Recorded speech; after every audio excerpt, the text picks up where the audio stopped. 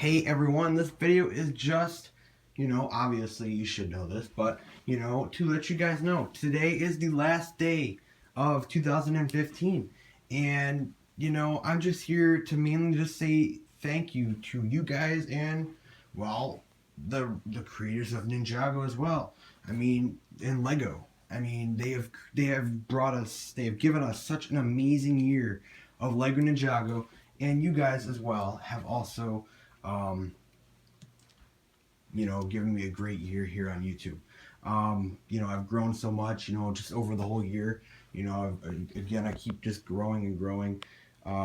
Just thanks to you guys, I'm just here to provide more information and news and just Ninjago stuff. I mean, Ninjago is just, it's such an amazing theme, such an amazing show, story, and I'm just so glad that Ninjago is around to, do this. And I am just here to thank you for watching my videos over this whole year, over all of the new, episode images, back in May when we found possession episode images, and then when we started to get the tournament stuff near the beginning of the year, it was all great. And just thank you guys for watching my videos, and I'm just looking forward to what's next for in 2016. But just thank you guys for watching, and just in 2015 let's just look back.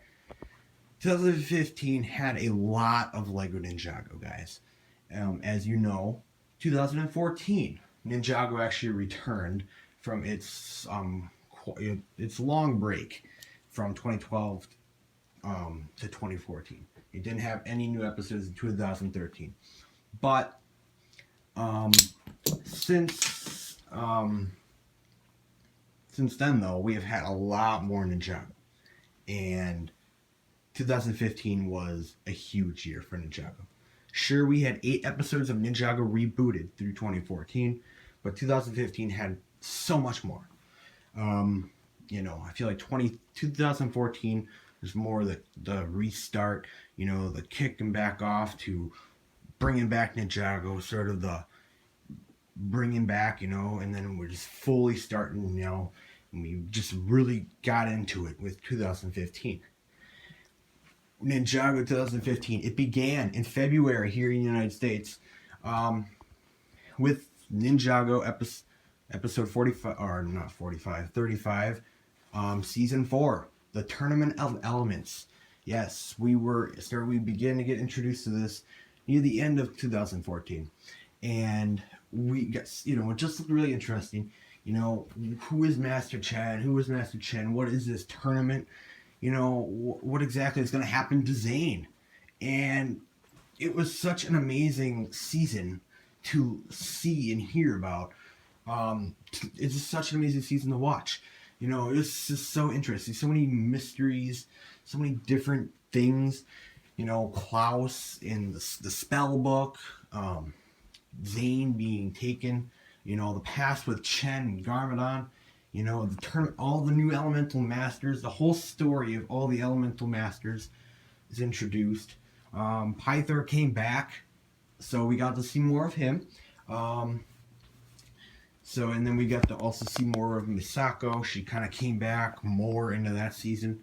And of course, we saw what happened with Zane. I said that already, but Zane was the big part of season 4.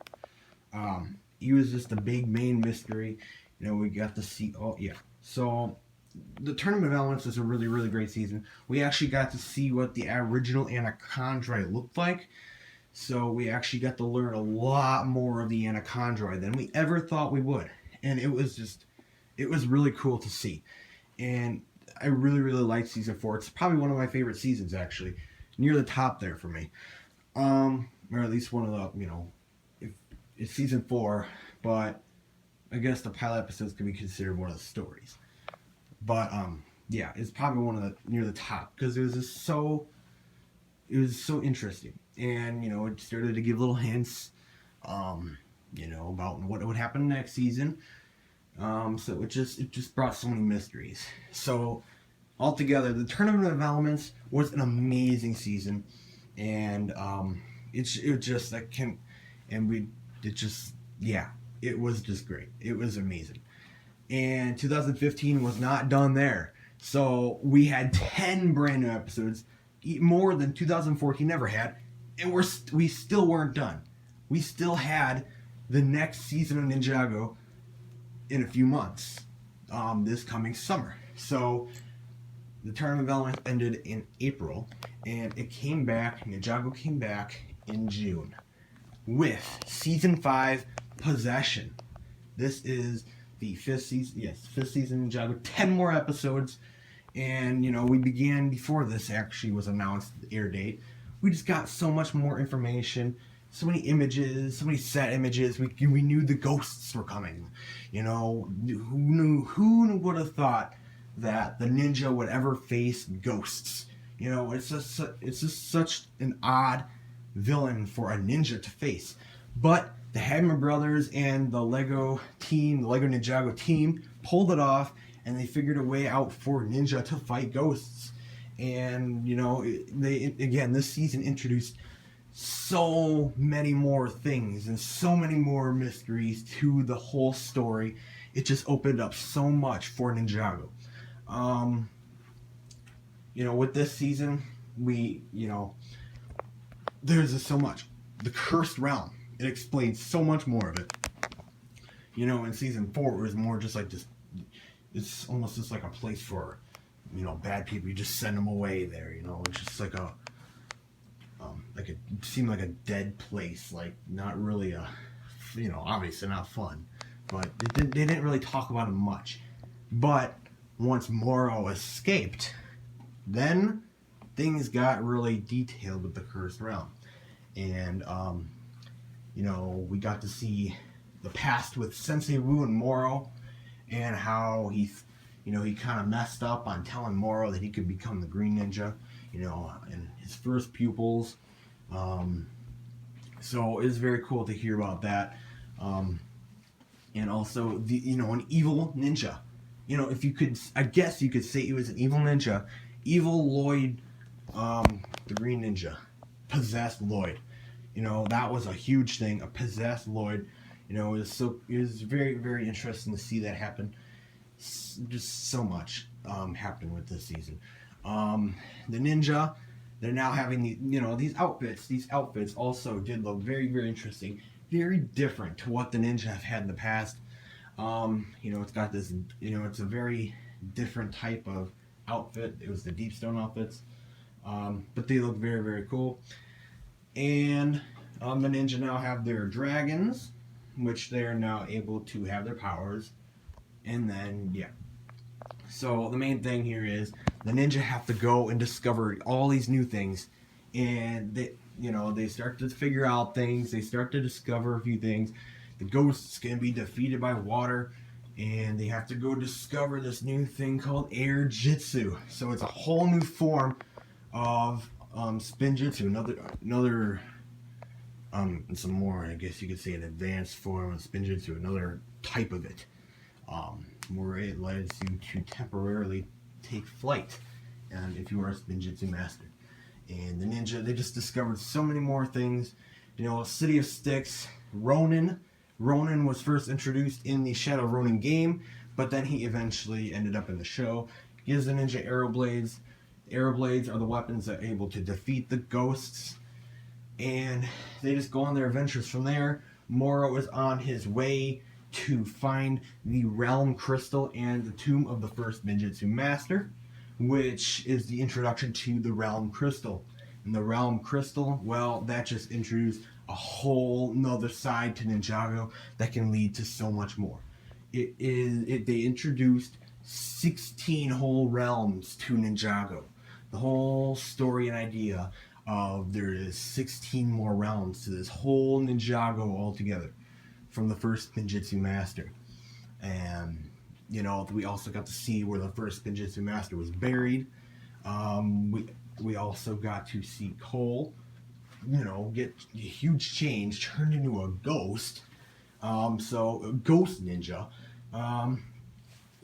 So many crazy things. The Sword of Sanctuary, these different type of mysterious magical type weapons in realms. You know, the Cloud Kingdom is such an odd realm, and then we also got to see some of the return of old places, such as you know, that darker place that Garmadon went to get his forearms. We got to see the underworld again. So, and yes, they did have some controversial things in that. You know, when they were going through the realms, you know, they had Shima there. That was more as a joke. The Hagman brothers explained in the Comic-Con. It was more of a little joke they put in, but you know, they put some little crazy things in this season. And then the preeminent, huge, crazy, you know, ugly looking, I suppose, monster of a villain. You know, the cursed realm itself. And of course, it's a walking cursed realm. We got to see Garmadon again. And just, yeah, I know I've said a lot about this season, but a lot happened. A lot happened. I know I've gone through a lot. But altogether, Nia ends up becoming the water ninja. Yes, sorry, I forgot all about that. We'll talk about all the other stuff. Yeah, Nia. She discovers she is a water ninja and leaves behind herself being a samurai and becomes a ninja. So she is the sixth ninja of the team, and she ends up at the end of the season defeating the preeminent by drowning it in the water. Huge wave, huge wall of water right over the whole thing as she unlocks her true potential. You know, there was just so much in this season.